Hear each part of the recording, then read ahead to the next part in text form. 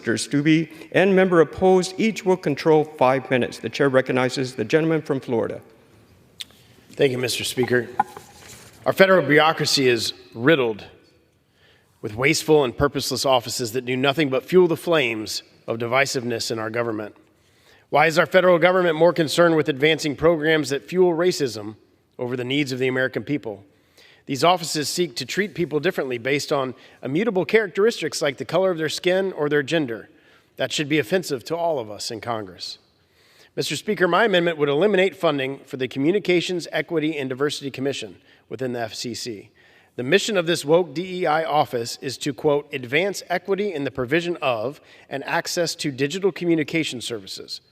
Further, it seeks to advance progressive priorities by elevating certain small businesses based merely on the race or gender of the business owner.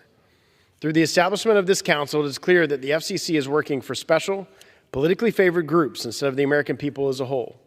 We are already seeing the products of these DEI policies at the FCC through draft rules implementing an obscure provision of the 2021 infrastructure bill that directed the FCC to prevent, quote, digital discrimination. Your guess is as good as mine as to what that has to do with infrastructure. Democrats on the FCC seek to go beyond the plain letter of this law to define digital discrimination to include disparate impact as evidence of discrimination.